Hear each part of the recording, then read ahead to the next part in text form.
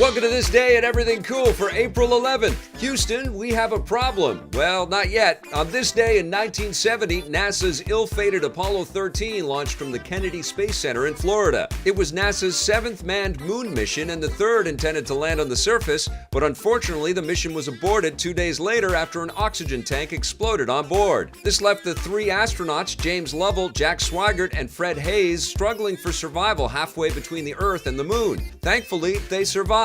Despite the fact that the craft was losing power and oxygen, NASA devised a way for them to slingshot around the moon itself and return to Earth, where they landed safe and sound 3 days later. The story, with its high stakes and dramatic twists and turns, has been dramatized several times, most notably in the 1995 film directed by Ron Howard. Houston, we have a problem.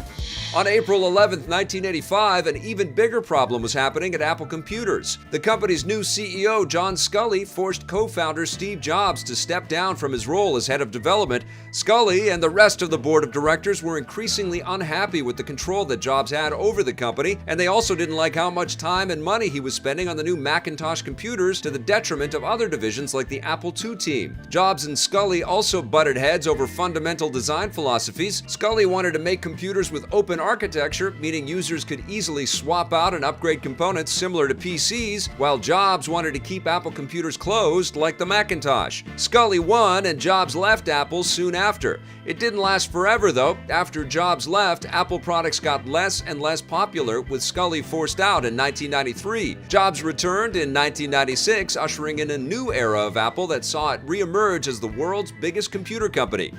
April 11, 2006 saw one of gaming's biggest icons switch companies. Tomb Raider Legend was released on the PS2, Xbox, and new Xbox 360, the first game in the series developed by Crystal Dynamics. Before that, all the Tomb Raider games had been developed by franchise creator Core Design, but publisher Eidos moved the franchise over to Crystal Dynamics after the failure of the previous game, Angel of Darkness. Tomb Raider Legend was actually a full reboot for the series, offering a new and more realistic version of Lara Croft and bringing the gameplay back to the basics with solid tomb raiding, 3D platforming, and shooting mechanics. It was a success and revived the franchise. Crystal Dynamics has stayed with Lara ever since and rebooted everything once again in 2013.